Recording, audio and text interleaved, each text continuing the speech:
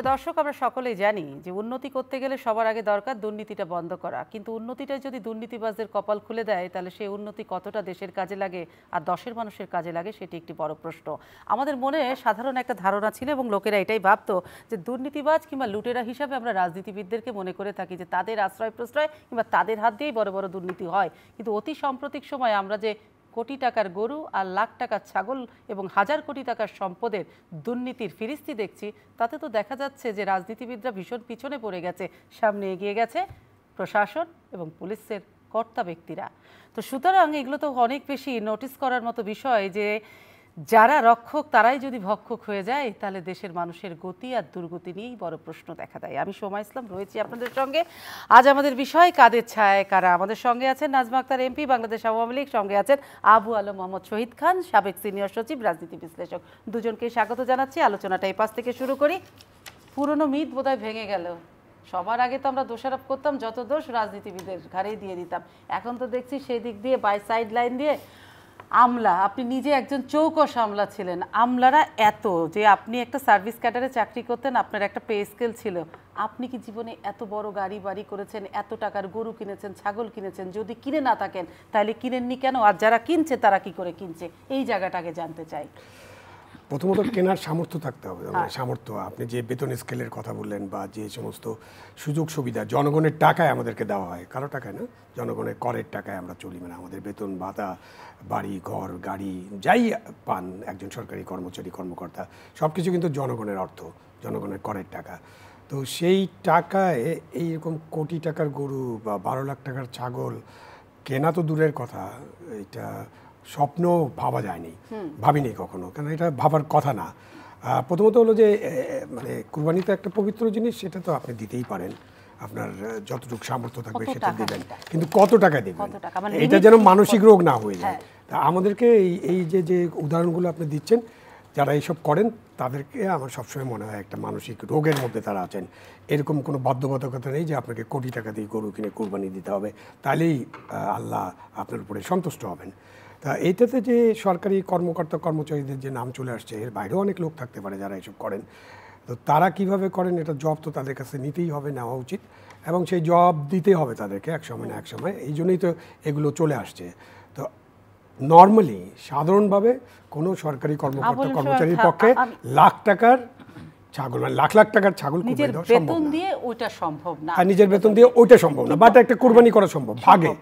আপনি যদি খবর নেন সোমা, আপনি খবর নিতে পারেন, আমরা আরও যাই ভিতরে, একজন দুজনের উদাহরণ তো সামনে আসছে, আপনি খবর নিয়ে দেখেন অধিকাংশ সরকারি কর্মকর্তা কর্মচারী, এমনকি ওই যে আপনার বড় লেভেলে যারা আছেন, যে ধরেন 6 গ্রেডের উপরে বা একেবারে 1 নম্বর গ্রেডে যারা আছেন, অধিকাংশ সরকারি কর্মকর্তা কর্মচারী যাদের আমি চিনি, তারা ঢাকায় ভাগে কুরবানি দেন, আবার গ্রামের বাড়িতে ভাই বোনের সাথে ভাগে কুরবানি দেন। তারা কিন্তু এই ধরনের কাজ করেন না, একজন দুজন করছেন। হ্যাঁ, এটা খুবই অন্যায়, খুবই খারাপ লাগে, এবং এর জন্য পুরা যে গোষ্ঠী, সেই গোষ্ঠীকে আজকে জবাবদিহির সামনে দাঁড়াতে হচ্ছে। এখন জবাবদিহি করতে তো হবে। কিন্তু প্রশ্ন হচ্ছে যে এইখানেই যে একজন দুইজন যারা করছেন, তারা তো সব কিছুকে ছাপিয়ে যাচ্ছেন। তাদের এই সমস্ত অনৈতিক দুর্নীতির কারণে প্রতিষ্ঠানগুলো যেমন বিতর্কিত হচ্ছে, একটি সরকার বিব্রত হচ্ছেন। কিন্তু সুতরাং তারা তো তাদের শুধু দুটো হাত দিয়ে এই দুর্নীতিগুলো করছেন না। তার মানে দুর্নীতি করতে গেলে এত বড় বড় 4-5টা হাত লাগে, নেক্সাস লাগে। তারা কারা? আপনি একটু আগে বলছেন যে রক্ষক যদি ভক্ষক হয়, এবং তার আগে বলছেন যে আপনি এর আগে শুনতেন যে রাজনীতিবিদরাই মূলত দুর্নীতির সাথে যুক্ত। এখন এই যে 3টা ঘটনা, বেনজির সাহেব, আজিজ সাহেব এবং মতিউর, আরও কয়েকটা ঘটনা, হ্যাঁ আরও আসাদুজ্জামান মিয়া, আরও কয়েকটা ঘটনা আসতে পারে সামনে আসার ফলে মনে হচ্ছে যে এরাই বুঝি দুর্নীতির একেবারে বরপুত্র।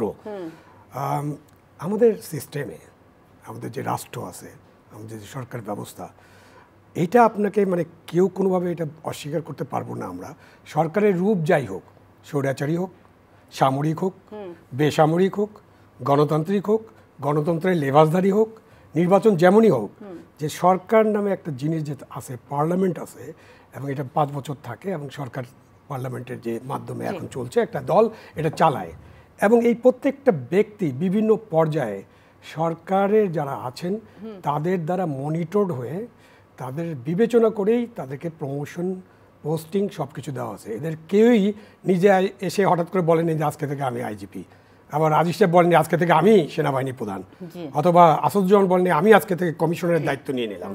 এটা কেউ করে না, এরা প্রত্যেকেই একটা প্রসেসের মধ্যে দিয়ে ওই জায়গায় যায়। তার মানে আমাদের যে রাজনীতিবিদরা যে সরকারটা চালাচ্ছেন, সেই যে প্রসেসটা চলছে, সেই প্রসেসের মধ্যেই অনেক ভূত আছে। প্রসেসটাই ঠিকমতো চলছে না, রাষ্ট্র চলছে না, রাষ্ট্র ঘুমায় থাকে। আপনি যে এখন বলতে পারেন যে তাহলে এই সব খবর প্রত্যেকে রিটায়ারমেন্ট হওয়ার পরে খবর বের হয় কেন? খবর কি আগে বের হতে পারে না? খবরের উৎস নেই। মনে করেন পুলিশের যদি কোনো অন্যায় করে, আমাদের কিন্তু রাষ্ট্র ব্যবস্থার অধীনে শুধুমাত্র একটা এজেন্সি নাই, আমাদের অনেক এজেন্সি আছে। আমাদের এনএসআই আছে, আমাদের ডিজিএফআই আছে, মিলিটারি ইন্টেলিজেন্স আছে। আমাদের এই এজেন্সিগুলোর মধ্যে একটা এজেন্সি আরেকটা এজেন্সির উপরে মনিটর করতে থাকে, করাটাই স্বাভাবিক। তো এই এজেন্সিগুলো এইসব খবর পাওয়ার কথা নিশ্চয়ই পেয়েছে, এবং খবর জানানোর কথা নিশ্চয়ই জানিয়েছে, অথবা জানায় নেই। দ্বিতীয় যে সূত্রটা ছিল আমাদের, দ্বিতীয় সবচেয়ে ইম্পর্টেন্ট একটা পার্টির জন্য, উনি আছেন, উনি আরও ভালোভাবে বলবেন। একটা রাজনৈতিক দল যখন সরকার পরিচালনা করে, একটা রাজনৈতিক দল যখন পরিচালিত হয়, এর মূল শক্তি কিন্তু তাদের নেতাকর্মী, মানে তাদের নেতাকর্মীরা যারা পার্টির জন্য নিবেদিত প্রাণ, যারা পার্টির দর্শনের জন্য নিবেদিত প্রাণ, যেটাকে আমরা বলি স্বাধীনতার সপক্ষের শক্তি, চেতনার শক্তি। তো তাদের মাধ্যমেও খবর আসার কথা। সেই খবরের জায়গাগুলো, মানে ওইসব দরজা মনে হয় বন্ধ হয়ে গেছে। না হলে একটা মানুষ, মনে করেন আবু আলম মোহাম্মদ শহীদ খান, যে আপনি একটু আগে বললেন আমার পরিচয় সচিব, আমার একটা বাড়ির ঠিকানা আছে রংপুর, গ্রাম মানে পহল্লা আছে আলমনগর। আবু আলম মোহাম্মদ শহীদ খান ওই আলমনগরে তার দাদার বাড়িতে বিল্ডিং 4তলা 5তলা বিল্ডিং বানানো কিনা, আর তার দাদার বাড়ির আশেপাশে বা তাদের যে কৃষি জমি ছিল সেখানে 500 বিঘা জমি কিনলো কিনা, এটা ওখানকার পার্টির নেতারা প্রত্যেক দিন জানতে পারবে, এবং তারা কিন্তু এটা রিপোর্টও করতে পারে। তার মানে আমাদের রাষ্ট্রের যে রিপোর্টিং সিস্টেম এবং আমাদের যে পলিটিক্যাল পার্টি যেভাবে গড়ে উঠেছিল, সেই গড়ে ওঠার মধ্যে যে রিপোর্টিং সিস্টেম ছিল, সব কিছু এখন দরজা জানলা বন্ধ। আমরা একটা কাচের ঘরের মধ্যে সব কিছু বন্ধ করে বসে আছি। তারপরে যে মাঝে মাঝে ঢিল আসতেছে, বুলেট প্রুফ কাজ তো, এই জন্য ঢিল আসলেও কাচের ঘরটা ভাঙবে না, কিন্তু এই যে ঢিল আসলে তখন আমরা আলোচনা করব কত বড় ঢিল। যে দেশের সেনাবাহিনী প্রধানের নামে অভিযোগ, আইজিপির নামে অভিযোগ, আপনি পুলিশ কমিশনারের নামে অভিযোগ, যে দেশের চিফ জাস্টিসের নামে মামলা হয়, যে দেশের প্রধানমন্ত্রী মামলায় সাজাপ্রাপ্ত হন, যে দেশের রাষ্ট্রপতি মামলায় সাজাপ্রাপ্ত হন, এই সব ঘটনা আমাদের সামনে আছে। তারপরেও আমাদের বোধ জাগে না, সেটাই আমার দুঃখ। আমাদের বোধ জাগে না, দেখি কতটুকু জাগে রাজনীতিবিদ। যে জায়গাটা আমি ছোট্ট করে প্রশ্ন করবো নাজমা আক্তার আপনাকে, সেটা হচ্ছে কখনো সরকারের পৃষ্ঠপোষকতায়, কখনো রাজনৈতিক দলের আশ্রয় প্রশ্রয়ে এই যে অপকর্মগুলো প্রধান প্রধান মানুষগুলো চেয়ারে বসে করছেন, উনি বোধহয় সেটাই বোঝাতে চাইলেন, এবং সব কিছু দেখে শুনে সরকার বুলেট প্রুফ একটা কাচের বাক্সে বসে মজা দেখছে, কিংবা নিরাপদে রেখেছে তাকে। ধন্যবাদ আপনাকে, এবং শহীদ ভাইকে ধন্যবাদ। শহীদ ভাই তার পার্সপেক্টিভ থেকে বলেছেন, উনি বিশেষজ্ঞ মানুষ। আমি যদি রাজনীতির দিক থেকে বিশ্লেষণ করি, কাচের ঘরে সরকার বসে নেই। যদি বসে থাকতো তাহলে এই যে চলমান যে দুর্নীতির বিষয়গুলি জনসমক্ষে আসছে, সেটা যেভাবেই আসুক না কেন, সেটিও কিন্তু তার এই তদন্ত হতো না, এবং তারা দেশ ছেড়ে যদি সরকারের সহায়তা পেত, তারা কিন্তু দেশ ছেড়ে পালাতো না। এটা হচ্ছে একটা বড় বিষয়। যদি সহায়তা করতে দেশ না, তুমি দেশে থাকো, সেটা তো করছে না। আর সবচেয়ে বড় কথা হচ্ছে এই কাদেরকে, এই যে মতিউরের কথা আমরা এখন দেখছি, যে তার হয়তো 3টা বউ, এত মানে বাচ্চা কাচ্চা, সবারই নামে কোটি কোটি টাকার সম্পদ। তো এইগুলি তো মানে এমন না যে এটি সরকারি দলের কোনো লোক, বা তার পরিবার এমন না যে এই মতিউর রহমানের পরিবার আওয়ামী লীগের কোনো নেতার পরিবার, সেটা না। সম্পূর্ণভাবে লোক না, কিন্তু মানুষের লোকের প্রশ্ন, তারা সরকারকে সুবিধা দেওয়া লোক। হ্যাঁ, সরকারকে সুবিধা কিভাবে দিবে মতিউর রহমান? তার হয়তো এক সময় আমরা শুনেছি যে এনবিআর এর চেয়ারম্যান এর আগে যারা ছিলেন তাকে ট্রান্সফার করেছেন, কিন্তু ওনাকে কেউ না কেউ তদবির করে আবার বসিয়েছেন। এখন ওনার নিশ্চয়ই সেটা তারও অনৈতিক পদ্ধতি ছিল, কারণ অনৈতিক পদ্ধতি ছাড়া একটা মানে যে কোনো একটা প্রতিষ্ঠানে চাকরি করলে, সরকারি হোক বেসরকারি হোক, একটা বদলির একটা প্রক্রিয়া থাকে, এবং এই বদলিটা এটা হচ্ছে শৃঙ্খলার অংশ চাকরির ইসে। তো সেই বদলিটা যখন সে আটকিয়ে দিয়েছে এতদিনে, এই বিষয়গুলি কিন্তু আসলে জনসমক্ষভাবে আসে নাই। এটা ভিতরে ভিতরে হয়েছে, কিংবা কোনো কর্মকর্তা কর্মচারী কেউ এটা সামনে, কিংবা কোনো সাংবাদিকও কিন্তু সামনে আনেনি। এখন সবচেয়ে মজার বিষয় হচ্ছে, এই ছাগল নিয়ে যদি তার ছেলেটা ছবি না তুলতো, তাহলে এই মতিউর রহমান হয়তো আরও বেশি মহিরুয়া ইয়ে হতো, এখন এই অজগ কি সাপ আসছে বাংলাদেশে, রাসেল ভাইবার হয়ে আরো বেশি আবির্ভূত হতো। এখন তাকে বলা হয়েছে, তাকে সরকারি বিভিন্ন যে জায়গাগুলি ছিল এনবিআর এর সদস্য পদ থেকে তাকে ওখান থেকে সরানো হয়েছে, তার ব্যাংকে সোনালী ব্যাংকের যে ডিরেক্টর হয়েছিল সেখান থেকে সরানো হয়েছে। এটা কি আসলে সরকারিভাবে নির্ধারিত যে এনবিআর এর কেউ সোনালী ব্যাংকের একজন হবে? না, এটা নিয়ে একটা বিষয় আছে যে হ্যাঁ হতে পারে, কিন্তু এনবিআর চেয়ারম্যানকে এটা জানতে হবে। কিন্তু দেখা গেল যে উনাকে যখন মানে যেটা পত্রপত্রিকা এসছে উনাকে সরাসরি করে দেওয়া হয়েছে যে উনি একজন ডিরেক্টর সোনালী ব্যাংকের। এটা নিশ্চয়ই তদবির ছিল, তার একটা তদবির ছিল। তদবির ছিল। মানে এই তদবিরটা কারা করছে? এই অপরাধীদের এই জোরের কারণে কিন্তু যারা নিরপরাধ, যারা ভালো মানুষ, হ্যাঁ, যারা কর্মঠ, যারা সত্যিকার অর্থে সরকারকে সহযোগিতা করতে চায়, দেশকে সহযোগিতা করতে চায়, তারা কিন্তু পিছিয়ে পড়ে যাচ্ছে। কারণ এই যে অবৈধ টাকা, এই অবৈধ টাকাকে দিয়েই কিন্তু অনেক জায়গায় তারা ম্যানেজ করতে থাকে। এখন শহীদ ভাই বলেছে যে রাজনীতিবিদরাও অনেক ক্ষেত্রে দুর্নীতি করে, অবশ্যই করে, কিন্তু রাজনীতি যারা কর্মী, মাঠ কর্মী বা প্রকৃত রাজনীতির নেতারা কিন্তু দুর্নীতি করে না। সবসময় দেখবেন যে সরকার একটি রাজনৈতিক দল যখন ক্ষমতায় আসে তখন তার সাথে সাথে ওই কিছু হাইব্রিড লোকজন এসে নিজেদেরকে ওই বলে সাবেক আমি ছাত্রলীগ ছিলাম, সাবেক আমি যুবলীগ ছিলাম, অমুক নেতার সাথে একটা ছবি দেখাবে, তারপরে বলবে যে আমি আওয়ামী লীগে ঢুকবো। ওইরকম মানে অনৈতিক পদ্ধতি অবলম্বন করে দলের বড় বড় জায়গায় মানে নিবেদিত প্রাণ নেতাকর্মীকে সরিয়ে দিয়ে ভালো একটা জায়গা অবস্থান নেয়। এবং কিভাবে করে এটি মনে হয় এটাই বাস্তবতা। এটা কিভাবে তারা একেবারে সেট হয়ে যায় এবং তারাই দেখা যায় একটি দলকে কিংবা সরকারকে বিব্রত করার জন্য তারাই যথেষ্ট। দলের প্রকৃত নেতাকর্মীরা কখনোই কোনো দলের নেত্রীকে কিংবা তার দলের প্রধানমন্ত্রীকে মানে সরকারের প্রধানমন্ত্রীকে বা সরকারকে কখনো বিব্রত করতে চায় না। নাজমা আক্তার, ওই জায়গাটা একটু জানতে চাই, একজন জনপ্রতিনিধি যখন তার এলাকা কিংবা জনগণের ম্যান্ডেট নিয়ে নির্বাচিত হন তখন কিন্তু তার জবাবদিহিতা থাকে অনেক বেশি, কারণ তার জনগণের কাছে যেতে হয় জবাবদিহিতা, এবং তার 5 বছর পর পর ভোট আসে, তাকে মানুষের কাছে যেতে হয় ভোট চাইবার জন্য। তাহলে একটা জনপ্রতিনিধির যদি জবাবদিহিতা থাকে তার ন্যায় অন্যায়ের, তাহলে সেইখানে আইন শৃঙ্খলা কিংবা আমলাদের জবাবদিহিতা কি আছে? তাদের শুধু ন্যায় অন্যায় জবাবদিহিতা করতে হয় না, মানে পলিটিক্যাল নেতাদের, তার সাথে আরো কিছু করতে হয়। যখন নির্বাচন করবেন আপনি হলফনামা দিতে হয়, আপনার সম্পত্তির বিবরণ দিতে হয়, কিন্তু এটা আমরা জানি যে এটা সরকারি কর্মকর্তাদের এটি করা হয় না। এটা করার জন্য কিন্তু আমাদের জাতীয় সংসদ থেকে আমাদের সংসদ সদস্যরা বক্তব্য রাখছেন, দাবি তুলছেন। হ্যাঁ, কিন্তু যেগুলি হয়নি সেগুলি হওয়া প্রয়োজন, কারণ এভাবে তো চলতে দেওয়া হবে। এভাবে যদি চলতে না দেওয়া যায়, এখন যদি আপনাদের উপলব্ধি হয় কে বড়, কার ক্ষমতা কত বেশি, যেখানে সংসদই সকল ক্ষমতার উৎস এবং জনপ্রতিনিধি আপনারা ওখানে বসে আইন করেন, তাহলে এই প্রশ্ন যদি আসে যে আমলাতান্ত্রিকতার হাতে কিংবা প্রশাসনের হাতে কিংবা আইন শৃঙ্খলার হাতেই অনেকখানি ক্ষমতা অনেক বেশি চলে গেছে, তাহলে 2018 সালে সরকারি কর্মকর্তাদের যে বদলি এবং তাদের যে ধরা কিংবা ছোঁয়া যাবে না সেই আইন আপনারাই কিন্তু পাশ করেছিলেন। ধরা ছোঁয়া যাবে না এমন তাদের বদলি করতে গেলে ঊর্ধ্বতন কর্তৃপক্ষকে জানাতে হবে। এখন সময়ের পরিপ্রেক্ষিতে এখন তো ওই আপনি একজন জনপ্রতিনিধি, আপনাকে সরাতে গেলে কি আপনার কোনো ঊর্ধ্বতন কর্তৃপক্ষ লাগবে? এখানেই তো এই যে ডিফারেন্সটা, এই দেখেন একজন জনপ্রতিনিধি আপনি বলেন যে তার দুর্নীতি করার সুযোগটা কোথায়? সে নির্বাচন করে, হ্যাঁ নির্বাচনের সময় তখন মানুষ এমনিই বলে যে নির্বাচনের সময় নির্বাচনের টাকা ভূতে দেয়, সে কালেক্ট করে, অনেক রাজনীতিবিদ চাঁদা তুলে তার এলাকার লোক দেয়, অনেকের আছে নিজস্ব সম্পদ আছে বিক্রি করে, তারপর একজন রাজনীতিবিদ নির্বাচন করে।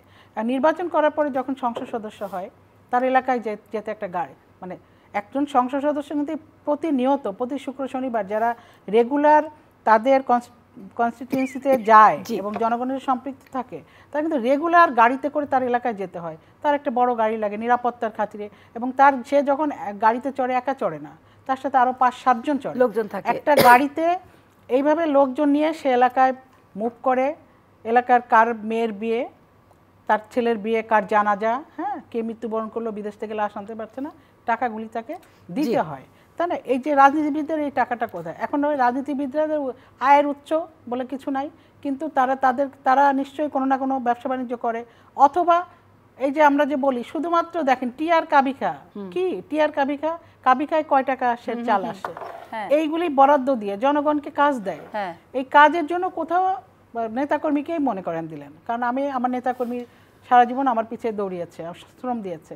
এখন আমি যদি একটা এলাকায় উন্নয়নমূলক কাজ করি, একটা কাবিকার একটা মেঠো পথ করব, তো আমি নিশ্চয়ই চাইবো, এটা আমি ওপেনলি বলছি, আমি নিশ্চয়ই চাইবো যে আমার এলাকার যে কর্মীটা, ওই কর্মীটার মাধ্যমে আমি করব এবং কর্মীটাকে বলবো যে এখানে ন্যূনতম একটা প্রফিট তুমি রেখে তুমি কাজটা ভালো করে করো। তো এটাই তো নিয়ম। এখন এইটা করতে গিয়ে যদি কোনো কর্মী সেখানে ভুল করে বা হয়তো বেশি না করে 50% খেয়ে ফেলেছে, তার পিছিয়ে কিন্তু সাংবাদিকরা দেখবেন একেবারে এলাকার অমুকের ডান হাত বাম হাতে এলাকার সব টাকা টিআর কাবিখা। কি আর টিআর কাবিখার টাকা দিয়ে কি একজন সংসদ সদস্য চলে? আর চলার তো উচিত না, কথাও না।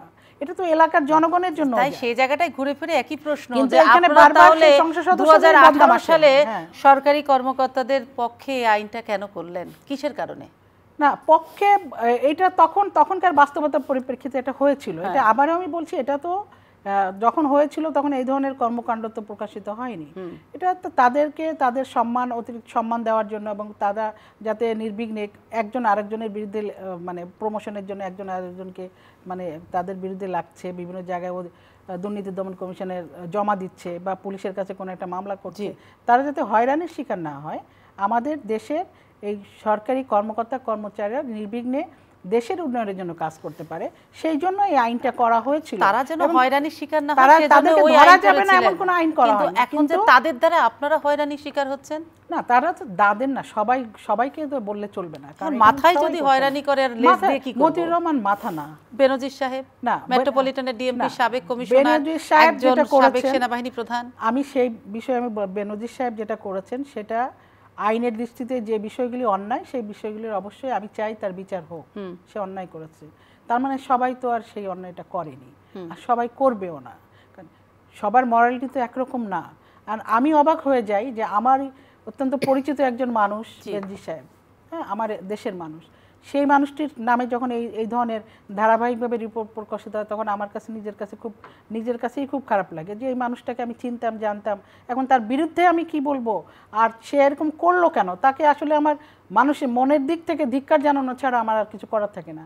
আমি মনে করেছি সে মানসিকভাবে কি এতই মানে দুর্বল অথবা মানসিকভাবে বলে মানসিক রোগ, টাকা কেন, দুইটি মেয়ে, তার মানে ভদ্রলোকের মুখ আর মুখোশটা আপনারা বুঝতে পারেন না? মুখ আর মুখোশের ব্যাপার না, তার কিন্তু অনেক অবদানও ছিল দেশের জন্য। সে যে মানে রাজনীতি একটা সে অবদান বলতে কি বোঝায়? বিরোধী পক্ষ বলে তাদেরকে বিরাজনীতিকরণ করেছে বেনজির সাহেব। আপনি দেখেন তার এই যে হলি আর্টিজেনের যে হামলা এবং বাংলাদেশের এই যে জঙ্গি দমন, সন্ত্রাস দমনের ক্ষেত্রে কিন্তু তার ব্যাপক ভূমিকা, এটা অস্বীকার করলে চলবে না। পাশাপাশি সে যে দুর্নীতি করেছে বা যেটা প্রকাশিত হচ্ছে সেটা যদি সত্য হয় সেটি অনেক জঘন্য এবং তাই এর জন্য আমি মনে করি তার বিচার হওয়া উচিত। কিন্তু তার জন্য তার যে আরও কিছু যে অবদান ছিল, আর এই দুর্নীতি বলেন যাই বলেন সে তো একদিনে করেনি, সে তো একজন অফিসার যখন সরকারি কর্ম কমিশনের মাধ্যমে নিয়োগপ্রাপ্ত হয়েছে, ধারাবাহিকভাবে বিভিন্ন সরকারের সময় তো সে হয়েছে। এখন তার মনে করেন লেখা হচ্ছে 12টা ফ্ল্যাট, তো যার একটা জমি 5 কাঠা থাকে সে তো 10 তলা 12 তলা করে, 12টা ফ্ল্যাট যদি অবৈধভাবে কিনে থাকে, যদি তার ফাইল ওকে না থাকে, অবশ্যই সে দুর্নীতি করছে, তাকে দুর্নীতিবাজ বলাই যায়। কিন্তু এত জমি সে কিভাবে কিনলো? কাউকে যদি বঞ্চিত করে কিনা থাকে, লিগালি না কিনে থাকে, অবশ্যই তাকে ধরতে হবে। কিন্তু আমি সবচেয়ে যেটা ধিক্কারজনক আমার কাছে মনে হয় যে সে মানে সরকারি পাসপোর্ট ব্যবহার না করে অন্য পাসপোর্ট ব্যবহার করে, লাল পাসপোর্ট না করে, তার মানে এইটাই আমার কাছে রহস্যজনক মনে হয়েছে। এটা আমি মেনে নিতে পারছি না। এই রহস্যর যদি উদ্ঘাটন করতে হয় পাসপোর্ট অধিদপ্তরও জড়িত। সম্পদ কিভাবে অর্জন করেছে তার ব্যাখ্যা সে দেবে। সে যদি মনে করে যে না তার ফাইল পত্র এনবিআর যেটা আছে সে সম্পদ অর্জন, তার ব্যাকগ্রাউন্ড আছে, সে কিভাবে অর্জন করেছে। কিন্তু এই যে পাসপোর্ট, এটা তো রহস্যজনক, এটা কেন করলো? একজন সেন্সেবল পুলিশ কর্মকর্তা যারা দেশকে নিয়ন্ত্রণে মানে জঙ্গিবাদ দমন করে, যাদের কথা মানুষ, পুলিশ শুনলেই বাচ্চারা ভয় পায়, কি হচ্ছে অন্যায় করা যাবে না, পুলিশ এসে ধরবে।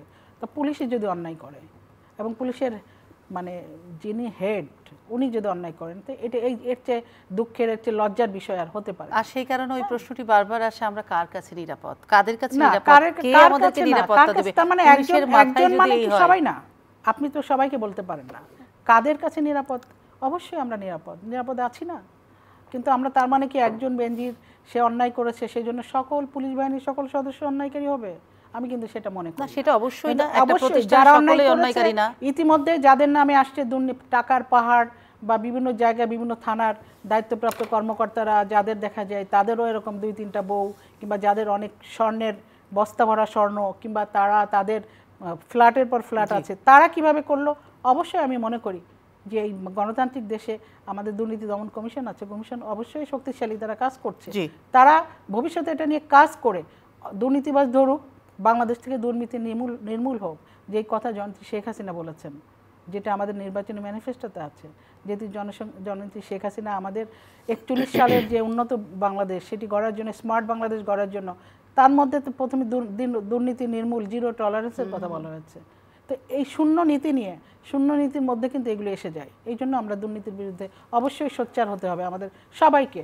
যারা দুর্নীতি করে না তারা যদি সোচ্চার হয় তাহলে বাংলাদেশে কেউ দুর্নীতি করার সাহস পাবে না। সরকার তো বলছে দুর্নীতিকে আমরা কোনোভাবেই সাপোর্ট করি না, কিন্তু দুর্নীতি হচ্ছে। না, বলা এবং করার মধ্যে তো তফাৎ হয়ে যাচ্ছে। যেমন চায়ের কাপের থেকে ঠোঁটের দূরত্ব অনেক সময় যোজন দূরত্ব হয়ে যায়। সরকার বলছে, সরকারের একটা কমিটমেন্ট, মানে বিশেষ করে বাংলাদেশের প্রধানমন্ত্রীর তো এই কমিটমেন্ট অনেকবার উচ্চারিত হয়েছে, নতুন না, জিরো টলারেন্স। যদি আমি মনে করি যে টলারেন্স জিরো ঠিক আছে, বা জিরো কখনো করা সম্ভব হবে না। সারা পৃথিবীর ইতিহাসে কোথাও জিরো দুর্নীতি আছে এমন দেশ খুঁজে পাওয়া কঠিন হবে। দুর্নীতি হয়তো কিছুটা থাকবে, কিন্তু একটা থ্রেশহোল্ড বলি আমরা, যে কত পার্সেন্ট, 91, 92, 95, 90% আমরা ভালোভাবে কাজ, যেমন উনি বলেন কাভিখা টাভিখা, এগুলোতে যদি ওই 50% হলে উনি সন্তুষ্ট, আমিও সন্তুষ্ট। কিন্তু এটা যদি 50 থেকে আমরা বাড়াতে 60, 70, 80% নিয়ে যেতে পারি, নিব না কেন, নেওয়ার চেষ্টা করতে হবে। সেই ব্যাপারে দুর্নীতিও আমাদের কমানোর চেষ্টা করতে হবে। আপনি ওনাকে দুটো জিনিস জিজ্ঞেস করছিলেন, একটা জিনিস জিজ্ঞেস করছেন যে 18 সালে আইন যে করা হলো, আপনি সময় এই আইনটা তো অনেক ডিউ ছিল।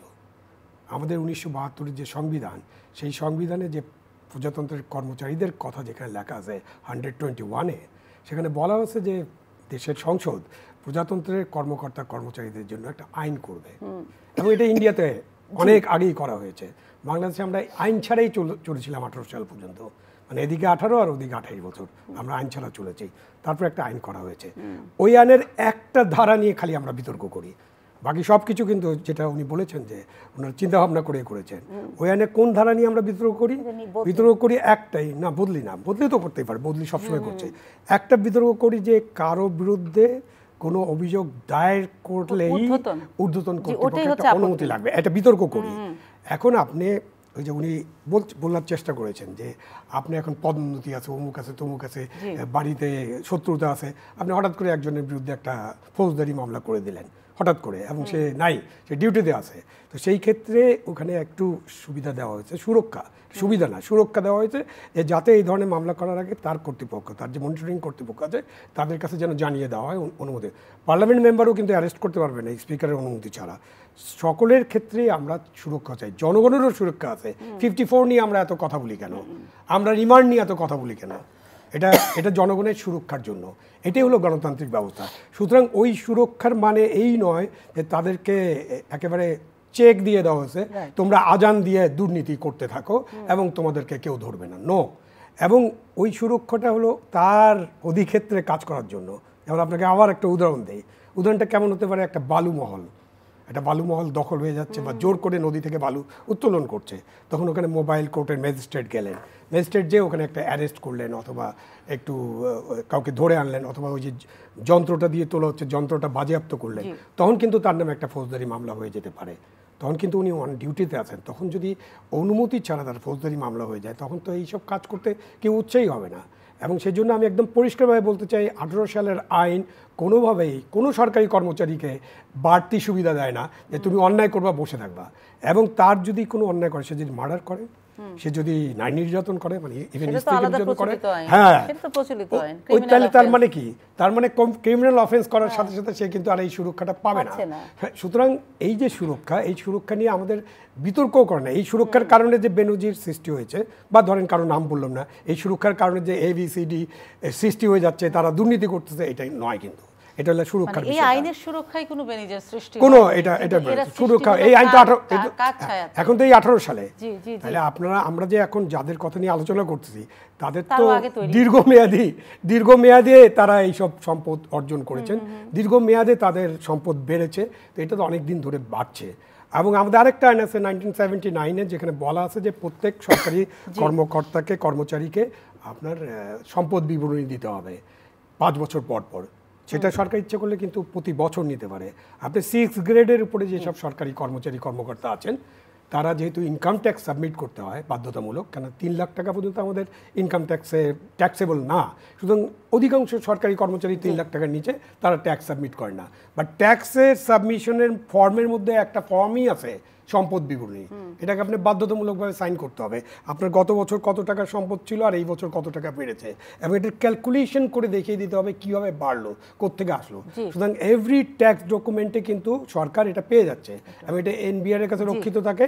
এটা একটা প্রাইভেট ডকুমেন্ট, আপনি চাইলে হয়তো আপনাকে দিবে না, বাট সরকারের যে কোনো কর্তৃপক্ষ চাওয়ার সাথে সাথে এটা দিবে। সো দেশে আমি আর আগেবার যেটা বলেছি, দেশে আমাদের অনেক এজেন্সি, অনেক ধরনের সক্ষমতা আছে, যে সক্ষমতার মধ্য দিয়ে এইগুলো আইডেন্টিফাই করা সম্ভব ছিল, কিন্তু আমরা এই সিস্টেমগুলোকে চালু রাখি নাই। সিস্টেমগুলো যে বলছি কাচের ঘর, আমি বলি না যে ওনারা কাচের ঘরে বসেছেন, আমি বলছি যে বিষয়টা এরকম দাঁড়িয়ে গেছে যে কোনো সিস্টেমে কোনো তথ্য ঠিকমতো আসছে না, যার কারণে হয়তো আমাদের যারা সরকার পরিচালনা করছেন, নীতি নির্ধারক যারা, তারা ব্যবস্থা নিতে পারছেন।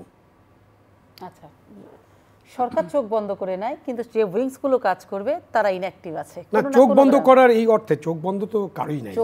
আইজ হোয়াইট শার্ট, আমার চোখ বড় বড় করে খোলা, কিন্তু আমি কিছু দেখতে পাচ্ছি না, আবার শুনতে পাচ্ছি না, আমার কান খোলা। No see no hearing. Okay, কিভাবে হয়? যেমন ধরেন বঙ্গবন্ধুর সময়কার কথা চিন্তা করেন, বঙ্গবন্ধুর কাছে কিন্তু নেতারা, কর্মীরা, ইভেন তৃণমূল কর্মীরা আসতে পারতো, বলতে পারতো বঙ্গবন্ধু ওখানে এটা ঘটতেছে। এখন আমাদের যে পরিবর্তন হয়েছে আধুনিক বাংলাদেশে, ডিজিটাল বাংলাদেশ, এবং যে সিকিউরিটি, তাতে প্রধানমন্ত্রীর ধারে কাছে যেতে পারবেন না। এখন পদ্ধতি কি নাজমা, সরি, ওনারা কি তৈরি করেছেন যে পদ্ধতি? উনি তো গ্রামে যাচ্ছেন, কথা বলতেছেন লোকদের সাথে, লোকজন নিশ্চয়ই তাদের কাছে কিছু না কিছু তথ্য দেয়। সেই তথ্য প্রবাহটা বন্ধ হয়ে গেছে কিনা এটা আমার খুব জানতে ইচ্ছা করে। বন্ধ না হলে তো জানার কথা, ও কি করছে, ক কি করছে, খ কি করছে, গ কি করছে, কার সম্পদ কীভাবে বাড়ছে, এগুলো তো আপনার ধরেন যে এই পুরো সম্পদ যদি মানি লন্ডারিং হয়ে যেত, হ্যাঁ, কানাডায় চলে যেত বা মালয়েশিয়ায় চলে যেত বা দুবাইতে নিশ্চয়ই গিয়েছে। আমরা হয়তো এখন কি হিমবাহের উপরের অংশটা দেখতে পাচ্ছি। তো আপনি এগুলো যখন বাংলাদেশে আছে, বাংলাদেশে তৈরি হচ্ছে, এত বড় বড় জায়গা নিয়ে, এত বড় বড় রিসোর্ট, এত জিনিস, বাংলাদেশের মানুষের তো জানার কথা।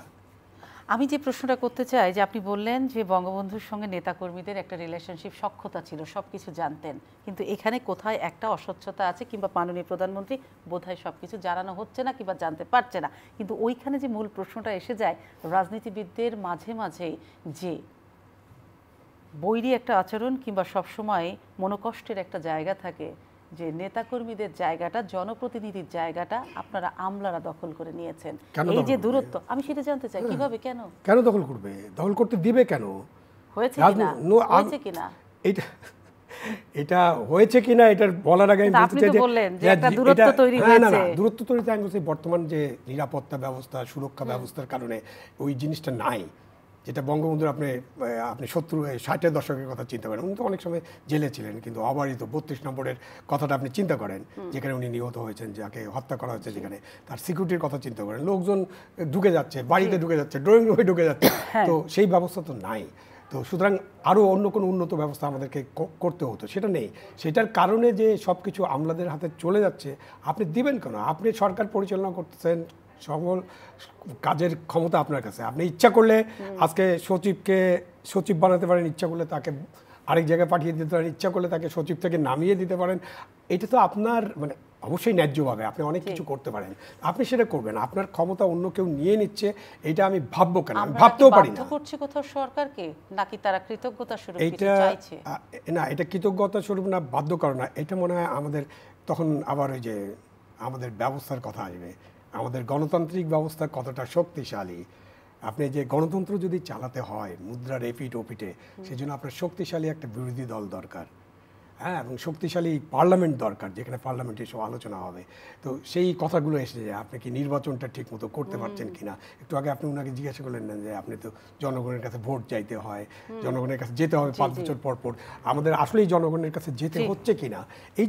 এই জায়গায় যে আমাদের বিশাল পরিবর্তন, ওই পরিবর্তনের ফলে যে জায়গাটা তৈরি হয়ে গেছে, কি একটা শূন্য স্থান, সেই শূন্য স্থানে অতি লোভী, দলবাজ, অথবা যে ওনাদের সেক্রেটারি ভাষায় কাউয়া, এটা অনেক দিন শুনলাম, একটা কাউয়ারে এখন পর্যন্ত চিহ্নিত করতে দেখলাম না। অনুপ্রবেশকারী, হাইব্রিড অনুপ্রবেশকারী, অনুপ্রবেশকারী কাউয়া কোথায়, এদের নামও তো এখন পর্যন্ত জানতে পারলাম না। তার মানে আপনি যেটা বলতে চাচ্ছেন যে গণতন্ত্রটা যদি ঠিকঠাক না থাকে তাহলে নানান জায়গা থেকে নানান টাইপের মানুষ কিংবা আমলাদের একটা রমরমা দিন, মানে শূন্য স্থানে কেউ না কেউ ঢুকে পড়ে। উনি বললেন না যে হাইব্রিড কিভাবে এসে ঢুকে পড়ে এবং এই যে নেতা কর্মীরা যারা তেগি নেতা কর্মী তারা কোনো জায়গা পায় না, হাইব্রিডে এসে ঢুকে পড়ে। তো এই হাইব্রিডে ঢুকবে কেন? পলিটিক্যাল পার্টির সিস্টেমেটিক ভাবে আওয়ামী লীগ একটা শক্তিশালী, তাহলে গণতন্ত্র না থাকলে তো আমলাদের জন্য সুবিধা, তাদের পার্টিতে গণতন্ত্র না থাকলে আমলাদের জন্য সুবিধা। আমরা তো গণতন্ত্র চাই না, আমরা তো 1 to 1। আমি তো একজন আমলা, আপনি মনে করেন আমার জবাবদিহি করতে হবে সাধারণ মানুষের কাছে, আমার ভালো লাগে নাকি? ভালো লাগে না। আমি একটা উদাহরণ দিয়ে আপনাকে বুঝাই। বিপদ ওনাদের, আমলাদের যদি সুবিধা থাকে জনগণের কাছে তো ওনাদের জবাবদিহিতা করতে হয়, আমলাদের এই ফায়দার জন্য তো ওনারা বিপদে পড়ে যায়। এই যে যেমন ধরেন রাজুক একটা অর্গানাইজেশন আছে, মনে করেন একটা অর্গানাইজেশন, রাজুকের লোকেরা আমার উপর রাগ না করলে ভালো। রাজুক একটা অর্গানাইজেশন আছে, এই অর্গানাইজেশন আমলাতান্ত্রিক হবে কেন? এই অর্গানাইজেশন তো সিটি কর্পোরেশনের আন্ডারে থাকার কথা। সিটি কর্পোরেশনের আন্ডারে রাজুক থাকবে, ওয়াসা থাকবে, সবই থাকবে। বাট আমলা এবং আমাদের রাজনীতিবিদরা, শীর্ষ রাজনীতিবিদরা এগুলোকে খুব পছন্দ করেন। রাজুক যদি আমলাদের দ্বারা চালিত হয় তাহলে রাজনীতিবিদ যে মন্ত্রী থাকবেন বা আরও যারা মন্ত্রীরা থাকবেন তাদের পক্ষে তাদের উপর প্রভাব বিস্তার করা সহজ হয়। সুতরাং তারা এইসব প্রতিষ্ঠান রাখতে চান, রেখে এইসব প্রতিষ্ঠানকে জনগণের জবাবদিহিতার মধ্যে রাখতে চান না। হ্যাঁ, অনেকে বিতর্ক করতে পারে জনগণের জবাবদিহিতা কোথায়, জনগণের ভোটই তো ঠিক মতো দিতে পারে না, তাহলে জবাবদিহি হবে কোথায়? আরে ভাই, সেটা তো আরেকটা বিতর্ক। কিন্তু আপনি সংগঠনগুলোকে জনগণের জবাবদিহিতার মধ্যে আনার চেষ্টা করছেন। আমি বুঝতে পেরেছি, তার মানে আপনি বলছেন গণতন্ত্র ঠিকঠাক নাই, ভোট হয়নি। আমি কি এটা বলেছি এখন? গণতন্ত্র ঠিকঠাক না, আমি বলছি যে গণতন্ত্র ঠিকঠাক থাকলে, ভোট ঠিকঠাক মতো আমাদের হলে, গণতন্ত্র ঠিকঠাক আছে জবাবদিহি কি না, ঠিক মতো থাকলে, আছে কি গণতন্ত্র ঠিকঠাক? আপনার গণতন্ত্র ঠিকঠাক আছে কিনা এটা তো অনেক বড় বিতর্ক। আজকে কি এটা আলোচনা করব কিনা আমরা? আপনি তো আলোচনা গণতন্ত্র ঠিকঠাক থাকলে এই ধরনের ঘটনা ঘটবে। কোন ধরনের ঘটনা? এই যে আমলারা মাতব্বর হবে না, না, যে ধরনের দুর্নীতি আমি প্রকাশ দেখছি, যে ধরনের বলা হচ্ছে যে আমলারা সবকিছু দখল করে নিয়েছে, যে ধরনের বলা হচ্ছে যে সব ক্ষমতা সরকারি কর্মচারীদের, সরকারি কর্মচারীদের তারা চাকর বাকর, সোজা কথা, কর্মচারী তো, তারা বৃত্ত, মানে তারা রাষ্ট্রের বৃত্ত, তারা কোনো দলের বৃত্ত না। কিন্তু তারা তো ক্ষমতার অধিকারী না, সকল ক্ষমতা জনগণের, এবং এই জনগণের ক্ষমতা প্রয়োগ হয় আমাদের পার্লামেন্টারি সিস্টেমে, পার্লামেন্টের মধ্যে দিয়ে। কিন্তু সেখানে আমি প্রশ্নে যাব না, আপনি সবটাই বুঝেছেন, কিন্তু একটা কথাই যে গণতন্ত্রটা ঠিকঠাক থাকলে এত বেঠিক কিছু ঘটে না, তার মানে গণতন্ত্রের কোথাও বেঠিক না। বাংলাদেশে গণতন্ত্র বেঠিক না, বেঠিক করার চেষ্টা করা হয়েছে। এবং যারা নির্বাচন সামনে আসলে নির্বাচনে যায় না, নির্বাচন বন্ডুল করতে চায়, নিয়মের মধ্যে, আইনের মধ্যে কিংবা সংবিধানের মধ্যে থেকে যারা নির্বাচন করতে চায় না, তারা গণতন্ত্রকে ভণ্ডুল করতে চায়, নির্বাচনী ব্যবস্থাকে ভণ্ডুল করতে চায়, সরকারকে বিব্রত করতে চায়। কিন্তু একটা দল, রাজনৈতিক দল যখন সরকার পরিচালনা করে তখন তার দায়িত্ব হচ্ছে প্রতি 5 বছর পর পর নির্বাচন কমিশন একটা নির্বাচন আয়োজন করবে এবং সবাই সেই দল নির্বাচনে অংশগ্রহণ করবে। এটি হচ্ছে আমাদের দেশের বর্তমান আইন এবং নিয়ম। কিন্তু আমাদের দেশের বিরোধী দলের কথা বলেন যে এটা, হ্যাঁ, এক গ্রুপ বিরোধী দল যারা আছে, কিছু রাজনৈতিক দল এই নির্বাচনে পার্টিসিপেট করে, কিছু করে না। কারণ কিছু যারা করে না তাদের না করাটা বা তাদের নির্বাচনে অংশগ্রহণ না করাটা, তাদের বিরোধিতা করাটাকে যদি আমরা মনে করি যে গণতন্ত্র নেই, তাহলে এটা দুঃখজনক। কারণ গণতন্ত্র, হ্যাঁ, সবার সহযোগিতা প্রয়োজন। আমরা চাই যে আমাদের দেশে যারা মানে স্ট্রং পার্টি যারা আছে তারা যদি আমাদের সাথে সমান তালে কন্টেস্ট করে, তাহলে সেই ক্ষেত্রে অবশ্যই নির্বাচনী সিস্টেমটা, নির্বাচনী ব্যবস্থা এবং গ্রহণযোগ্যতাটা আরও বেশি ভালো হয়। কিন্তু কেউ যদি না করে তাহলে সেই ক্ষেত্রে নির্বাচন ব্যবস্থা বা গণতান্ত্রিক ব্যবস্থা খারাপ হয়ে গেছে বা শেষ হয়ে গেছে, এটি ভাববার কোনো কারণ নাই। গণতান্ত্রিক নির্বাচন অন্যান্য বিশ্বে, গণতান্ত্রিক দেশে যেভাবে নির্বাচন হয়, বাংলাদেশেও কিন্তু সেইভাবে নিয়মের মধ্য থেকে নির্বাচন হয়েছে। এখন বলা হয় যে পার্টিসিপেশন বা জনগণের কাছে যাওয়া হয় কিনা নির্বাচনের আগে, শহীদ ভাই বলেছেন। শহীদ ভাই, আপনি জানেন আমাদের পার্টির একটা সিস্টেম আছে। পার্টি হচ্ছে মনোনয়ন বোর্ড থেকে শুরু করে নির্বাচনের অন্তত 1 বছর আগে থেকে আমাদের কর্মীদের ট্রেনিং দেই আমরা এখন পর্যন্ত। এই যে বিগত নির্বাচনে 7 জানুয়ারি নির্বাচনেও কিন্তু কর্মীদের প্রতিটা থানা লেভেলে কর্মীদের ট্রেনিং দেওয়া হয়, কিভাবে তারা ওই এজেন্ট হবে, হ্যাঁ, কিভাবে প্রতিপক্ষ মানে কোনো অন্যায় করলে সেটা মোকাবেলা করবে, কত সময় তার কি কাজ, কোন সময় সে বেরিয়ে আসবে, কোন সময় বেরোতে পারবে না, এই বিষয়গুলি নিয়ে কিন্তু 1 বছর আগে থেকে সারা বাংলাদেশে আমাদের জেলা উপজেলা লেভেলে কর্মীদের ট্রেনিং দেওয়া হয়। এটা হচ্ছে নির্বাচনের কর্মকাণ্ড। তারপরে এখন তো নির্বাচন কমিশনের যে কাজগুলি, নির্বাচন কমিশন আইন আছে, আমাদের নির্বাচনের আইনও করা হয়েছে, সেই এবং নির্বাচন কমিশনের নির্বাচনকে কন্ডাক্ট করে, তারাই সব পরিচালনা করে। তারা সরকারের কাছে যে সহযোগিতা চায় সরকার সেটা তাদেরকে করে। তাহলে এখানে তো গণতান্ত্রিক ব্যবস্থার এখানে কোনো আমরা ত্রুটি দেখছি না। ত্রুটি হচ্ছে, বিচ্যুতি আছে সেটি হচ্ছে অন্যান্য কিছু বিরোধী দল আছে যারা নির্বাচন করতে চায় না, তাদের ক্ষমতা যদি তারা মনে করে যে না তারা ক্ষমতায় যেতে পারবে বা তাহলে তারা নির্বাচনে অংশগ্রহণ করবে, কিন্তু তাদের অতীত ইতিহাস হচ্ছে কখনোই তারা সোজা মানে একটা নির্বাচনের মধ্য দিয়ে সোজাসুজিভাবে তারা ক্ষমতায় আসাটা তারা কখনোই পছন্দ করে না। সবসময় পিছনের দরজা, কারো ষড়যন্ত্র, মানে দেশের কোনো অংশের মানে অন্যদের সাথে সমঝোতা, এটির মধ্য দিয়েই তারা নির্বাচন করতে চায় এবং ক্ষমতায় আসতে চায়। তো সেই এই যে বাংলাদেশটাকে, গণতান্ত্রিক বাংলাদেশকে টিকিয়ে রাখার জন্য ওই তাদেরকে মানে মোকাবেলা করাটাও তো কিন্তু একটা রাজনৈতিক দল, মুক্তিযুদ্ধের চেতনায় বেড়ে ওঠা বা বঙ্গবন্ধুর আদর্শের রাজনৈতিক দল, এটাও তো আমাদের কর্তব্য। আমাদের এই জঙ্গিরা আমাদের দেশটা ধ্বংস করবে, আমরা মোকাবেলা করব না? আমরা করেছি না? তা আমাদের তো এটা এখন এটা যদি বলো জঙ্গিদেরও রাজনীতি করার অধিকার আছে, জঙ্গিদেরা ইয়ে করবে, পথে ঘাটে আক্রমণ করবে, হলি আর্টিজেন আক্রমণ করবে, বিভিন্ন জায়গায় 500 জায়গায় বোমা হামলা করে মানুষ মারবে, জঙ্গিদেরও রাজনীতি গণতান্ত্রিক অধিকার আছে, সেটি তো হতে দেওয়া যায় না। জঙ্গি, সন্ত্রাসী, দুর্নীতিবাজ এদেরকে প্রতিহত করে সামনের দিকে জনগণের শাসন ব্যবস্থা কায়েম করা, জনগণকে সুখ ও সমৃদ্ধি উপহার দেওয়া হচ্ছে এটি গণতান্ত্রিক রাজনৈতিক দলের প্রধান কর্তব্য। সেটি করার জন্য যদি অগণতান্ত্রিক পন্থায় যারা কাজ করে, অগণতান্ত্রিক পন্থায় যারা রাজপথ দখলের চেষ্টা করে, গাড়ি ভাঙচুর করে কিংবা পেট্রোল বোমা দিয়ে মানুষ হত্যা করে, তাদেরকে যদি প্রতিহত করতে হয় বা তাদেরকে যদি মোকাবেলা করতে হয়, যে সেটাও তো গণতান্ত্রিক রাজনৈতিক দলের প্রধান একটা অন্যতম একটা উদ্দেশ্য। এটা তো তাদের থাকতেই হবে। প্রায়শই আপনাদেরকে কিংবা অনেককে কেন বলতে শোনা যায় যে রাজনীতিবিদদের হাতে রাজনীতিটার নাই, আমলা নিয়ন্ত্রিত রাজনীতি কিংবা রাজনৈতিক সরকার? না, আমলা নিয়ন্ত্রিত রাজনীতি না। এটা আপনি জানেন যে আমাদের বঙ্গবন্ধুর যে আওয়ামী লীগ তৈরি করেছেন এটা একটু সেকুলার, মানে এটা আমরা এই সেকুলারিজমে বিশ্বাস করি এবং সেকুলার এখানে এই দলে দেখেন আমরা যে মহিলা সংসদ সদস্য নির্বাচিত হয়েছি যে 50 জন, এখানেও দেখবেন আপনি বিভিন্ন পেশা নারীরা আছেন, শুধুমাত্র আওয়ামী লীগের নেতাকর্মী কিন্তু এখানে নেই, নানান পেশার মানুষকে, হ্যাঁ আমাদের মুক্তিযুদ্ধের চেতনার পক্ষের মানুষগুলোকে, তার মানে এই না যে বিএনপি একজন করে বা জামাত করে তাদেরকে নেওয়া হয়েছে, কিন্তু বিভিন্ন পেশা, সেখানে আপনার সাংবাদিক আছে, বিজনেসম্যান আছে, বিজনেস লেডি আছে বা অন্যান্য সাংস্কৃতিক কর্মীরা আছে এবং আওয়ামী লীগের পোরখা নেতাকর্মীরা আছে, আবার যারা দেখা যায় যে বিগত দিনে যারা আওয়ামী লীগের জন্য অবদান রেখেছেন তাদের সন্তানেরা আছে। এখন আমলাদের শুধুমাত্র পলিটিশিয়ানরাই কিন্তু রাষ্ট্রের কিছু বিষয় আছে, শুধুমাত্র পলিটিশিয়ানরাই সব কিছু করতে পারবে না, কিছু থাকলে তো সমস্যা নেই। একজন আমলা রিটায়ারমেন্টের পরে সে যদি আদর্শের বিশ্বাস করে, তার এলাকার জনপ্রতিনিধি নির্বাচিত হওয়ার জন্য যোগ্যতা অর্জন করে এবং সে যদি মনোনয়ন পায়, জনগণ যদি তাকে ভোট দেয়, তা সে আসুক না। কিছু অংশ মানে সামরিক বলেন বেসামরিক বলেন আমলা, বেশি অংশ হচ্ছে রাজনীতিবিদ, এটি নিয়ে যদি একটি সংসদ পরিচালিত হয় সেটি কিন্তু ভালো হয়। আমি যেমন একটা উদাহরণ দিতে পারি, আমি যে স্ট্যান্ডিং কমিটিতে আছি, সরকারি প্রতিষ্ঠান সংক্রান্ত স্থায়ী কমিটি, আমাদের সভাপতি হচ্ছেন একজন সাবেক আমলা, আপনারা জানেন আবুল কালাম আজাদ সাহেব।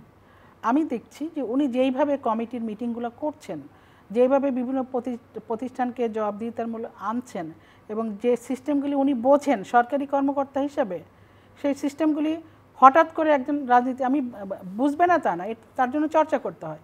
হঠাৎ করে একজন রাজনীতির নেতা এসে কিন্তু ওইটা বুঝবে না। আমি প্রশাসনিক অভিজ্ঞতা, একাডেমিক অভিজ্ঞতা, সেই জায়গাগুলো সমন্বয় দরকার।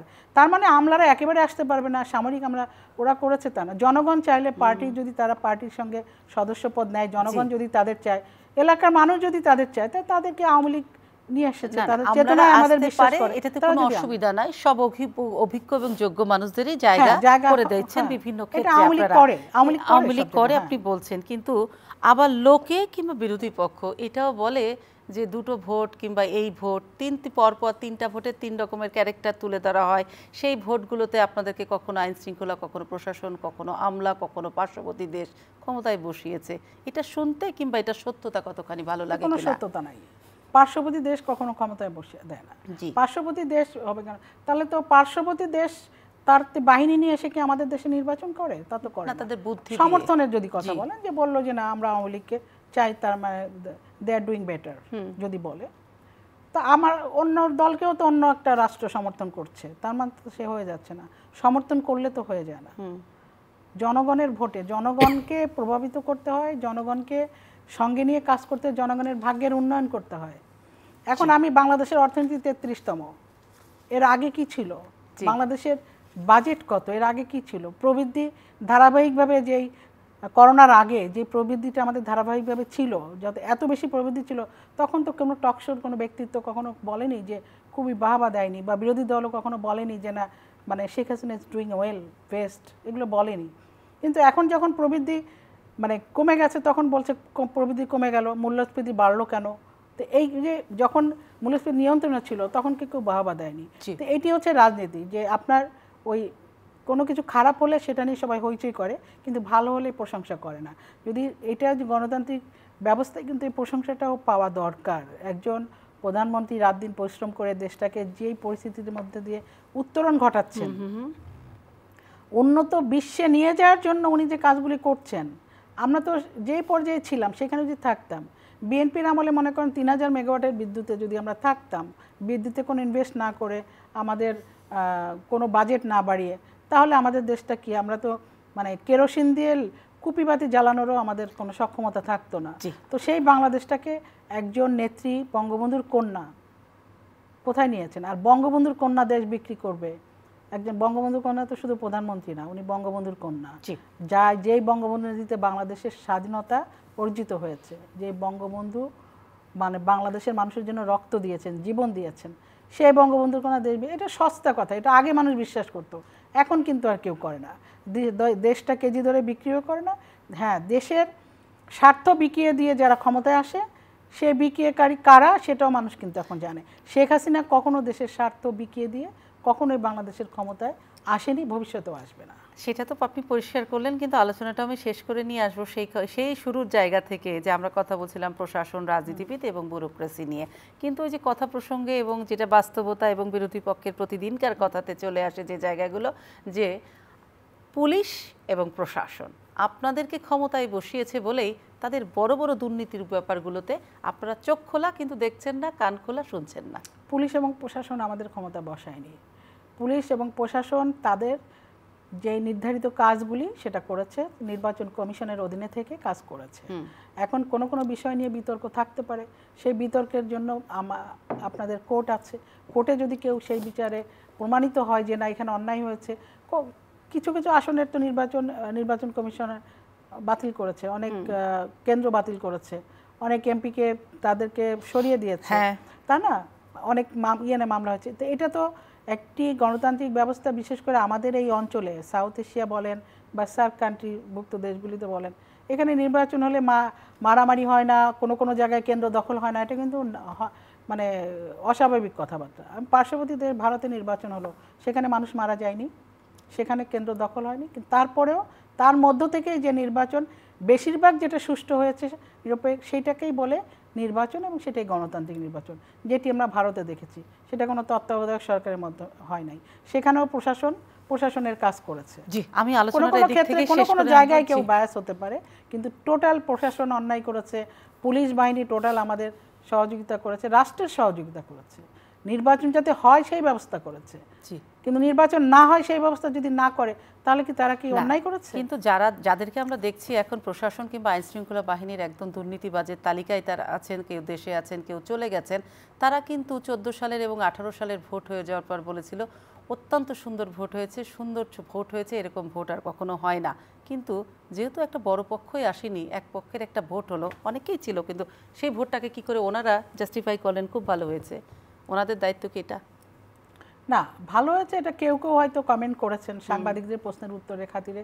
অনেক সময় কিন্তু অনেকে প্রশ্নের উত্তরটা তা হয়তো সে যে এলাকা দায়িত্ব পালন করেছে সে হয়তো বলেছে ভালো, এখন সে যদি বলে যে খারাপ হয়েছে, তাহলে দায়িত্বটা তার উপর পড়ে, খারাপ তাহলে বলেন কোনটা? সাংবাদিকদের প্রশ্নের মার প্যাচে অনেকেই কিন্তু প্রশ্নের জবাবটা সঠিকভাবে দিতে পারেন না, ওই একটু এবং সাময়িক পুরা প্রশ্নটা না দেখে বা পুরা অ্যান্সারটা না দেখে আমরা কিন্তু কিছু কোড আনকোড কিছু কথা আমরা প্রচার করি, তখন কিন্তু এটা মানুষের জন্য একটা বিপজ্জনক ভুল হয়ে যায়। ব্যাখ্যা চলে যায়। যে জায়গাটাতে আসবো, আমরা কথা বলছিলাম দুর্নীতি নিয়ে, এবং দুর্নীতির সাথে অবশ্যই ডেমোক্রেসি, সুশাসন তো জড়িত আছে। কিন্তু যে যে জায়গাগুলোতে বারবারই বলা হয় যে সরকারকে ক্ষমতায় বসিয়েছে প্রশাসন কিংবা আইন শৃঙ্খলা বাহিনী, সেই উত্তর আপনি পেয়েছেন যে না, একদমই না। আমি জানি না সেটা আপনি বিশ্বাস করবেন কিনা, এবং পার্শ্ববর্তী দেশেরও কোনো ক্যারিশমা নাই সরকারকে ক্ষমতায় বসানোর, সেটা তিনি ক্লিয়ার ব্যাখ্যা দিয়ে দিয়েছেন। না, আমার ব্যক্তিগত বিশ্বাস অবিশ্বাসে তো কোনো জিনিস পরিবর্তন হবে না। হ্যাঁ, আপনি আমাদের প্রশাসন, আমাদের পুলিশ, আমাদের পার্শ্ববর্তী দেশের প্রশাসন, পুলিশ এবং তারা যেভাবে চলে, এর মধ্যে অনেক তফাৎ আছে, বিস্তর তফাৎ। আপনি ওখানে জেলা শাসক যেভাবে কাজ করেন, আমার জেলা প্রশাসক, শাসক না প্রশাসক, মানে অর্ধেক শাসক আর কি, যেভাবে কাজ করেন, আমার ওখানকার পুলিশ সুপার যেভাবে কাজ করে, এখানে ওখানকার নির্বাচন কমিশন যেভাবে কাজ করে, অর্ধেক শাসকেরই এই অবস্থা, এই যে কাজটা করে, তো আপনি এটার একটা তুলনামূলক বিচার করলে বুঝতে পারবেন যে না, আমরা তাদের সাথে তুলনীয় না।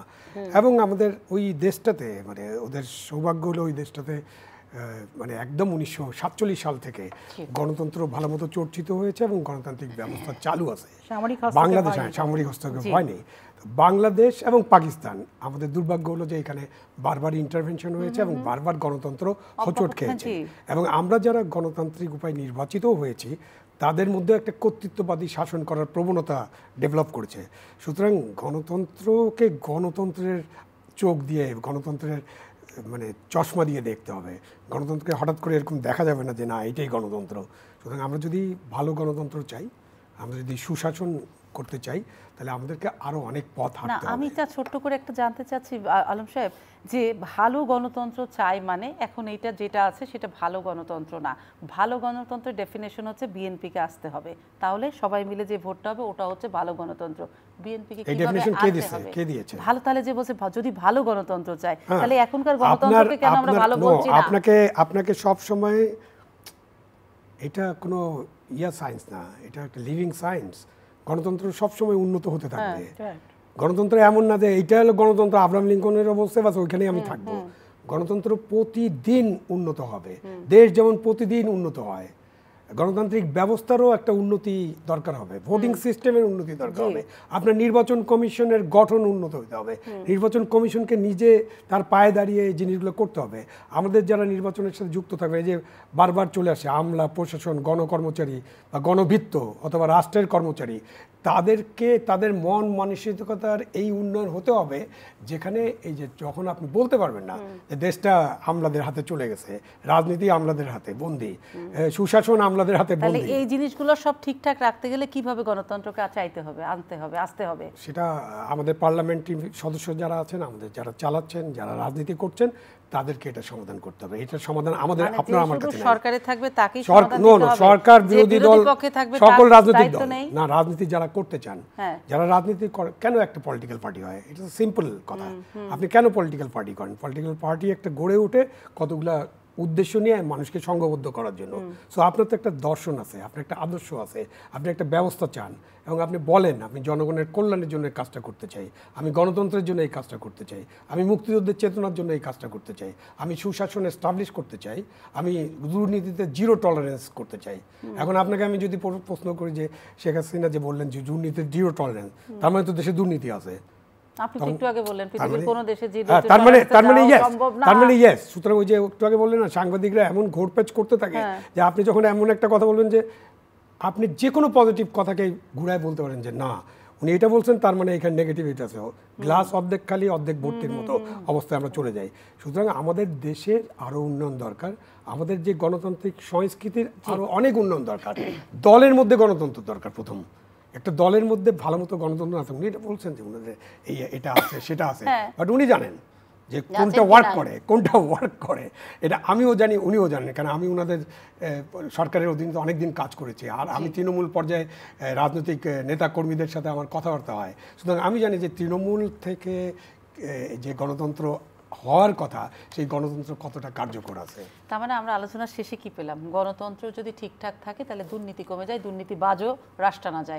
আমি এটা মনে করি, আমি বিশ্বাস করি যে গণতান্ত্রিক ব্যবস্থা যদি শক্তিশালী থাকে, তখনই দেশের যে আপনি যে আইন কানুন সংবিধান সবগুলো নিয়ে কাজ করতে পারে। মানে অনেক প্লেয়ার্স আছে তো, পার্লামেন্ট একটা জায়গা, জুডিশিয়ারি একটা জায়গা, পার্লামেন্টে তো মানে যে প্রশাসন একটা সংসদ, জায়গা। সেখানে তো সংসদ সদস্যরা জোর গলায় করছে না, দুর্নীতি বন্ধ প্রশাসন করেন, একটা বন্ধ জায়গা, করেন। প্রশাসন একটা জায়গা, তো এরকম অনেক জায়গা আছে, সব জায়গায় তখন কাজটা ঠিকমতো হবে। সুশাসন একা পার্লামেন্টের পক্ষে, একা একটা সরকারের পক্ষে এস্টাবলিশ করা সম্ভব হবে না যদি সকলের সহযোগিতা তারা না পান, বা সহযোগিতা তারা নিতে না পারেন, বা সহযোগিতা বাধ্য করতে না পারেন। কেন একজন গণকর্মচারীকে তার কাজটা ঠিকমতো করতে হবে, এবং সে যাতে তার কাজটা ঠিকমতো করে, এটার জন্যই তো সরকার। নাহলে তো সরকারের কোনো দরকার নেই, তাহলে তো রাষ্ট্রে কোনো নির্বাচন দরকার নেই। আমি, তুমি আর সে এই মিলে রাষ্ট্র চালায় ফেলতে পারি আমরা। চলে তো এরকম রাষ্ট্র চলে নেই। যখন দেশে যখন দেশে সামরিক শাসন থাকে তখন কি হয়? তখন কি কোনো নির্বাচিত প্রতিনিধি থাকে? হ্যাঁ, নির্বাচিত প্রতিনিধি তো থাকে না। সামরিক শাসকরাও আমলা, ওই প্রশাসনও আমলা, পুলিশও আমলা, তখন দেশ চলে না। এরকম দেশ চলে নেই ৭৫ থেকে ৯১ পর্যন্ত ১৫ বছর টানা দুঃশাসন বা সামরিক শাসন ছিল বা স্বৈরাচার ছিল, কি দেশ কি তখন বন্ধ ছিল নাকি? চলছে তো। তো এরকম চলতে পারে, বাট আপনি কি চালাতে চান? আপনি বলেন যে আমি সুশাসন করতে চাই, আমি দুর্নীতিমুক্ত বাংলাদেশ করতে চাই, আমি একটা মানবিক বাংলাদেশ চাই, আমি অসাম্প্রদায়িক একটা বাংলাদেশ চাই। আপনি যা যা চান সেটার জন্য আপনাকে কাজ করতে হবে, এবং যাতে আপনার গভর্নমেন্টের অ্যাপারেটাস, গভর্নমেন্টের যে যন্ত্রটা আছে সেটার জন্য ষড়যন্ত্র না করে আপনার জিনিসগুলো বন্ধ করে দিতে পারে। এটাই তো আপনার কাজ, আপনি সেই কাজটা করেন। জি, আলোচনা শেষ করে নিয়ে আসি। নাজমা আক্তার, আর কিছু কি বলবার আছে? না, শহীদ ভাই ঠিকই বলেছেন যে গণতন্ত্র আসলে চর্চার বিষয়, চর্চার মাধ্যমে গণতন্ত্র ডেভেলপড হয়। মানে আমি একটা পয়েন্ট নিয়ে বসে থাকলাম এটাই গণতন্ত্র, এটা না। আমাদের মানুষের চাহিদা, মানুষের, আমাদের দেশের রাজনৈতিক পরিস্থিতি বা সব কিছু মিলিয়ে কর্মকাণ্ড, আমরা প্রগতিশীল হতে চাই, আমরা মানুষের মতামত নিয়ে কাজ করতে চাই। নির্বাচন তো শুধুমাত্র একটা নির্বাচনটাই শুধুমাত্র গণতন্ত্র না, গণতন্ত্রের আরও অনেক পিলার আছে। সব কিছু নিয়ে কিন্তু কাজ করে এগিয়ে যাওয়ার নামই হচ্ছে গণতন্ত্র, এবং সেটা আপনার এক জায়গায় বসে থাকার বিষয় না। এটা পরিবর্তন, তাদের সংজ্ঞা বা সংজ্ঞার সংজ্ঞাও তো ঠিকই আছে গণতন্ত্র কাকে বলে, of the people, by the people, for the people. কিন্তু এইটার সংজ্ঞার মধ্যে যে আরও কিছু বিষয় আছে সেগুলিকে ইনক্লুড করে এগিয়ে যেতে হয়, সেটির নামই গণতন্ত্র। এবং এইভাবেই গণতন্ত্র চর্চার মধ্য দিয়ে দিনকে দিন বিকশিত হবে। অসংখ্য ধন্যবাদ দুজনকে। আলোচনা শেষ করে নিয়ে আসি। প্রিয় দর্শক যারা ছিলেন তাদেরকে ধন্যবাদ, শুভরাত্রি জানিয়ে আজকের মতো শেষ করছি। আবার দেখা হবে আগামীকাল অন্য কোনো ইস্যু নিয়ে, অন্য কোনো অতিথির সঙ্গে। শুভরাত্রি।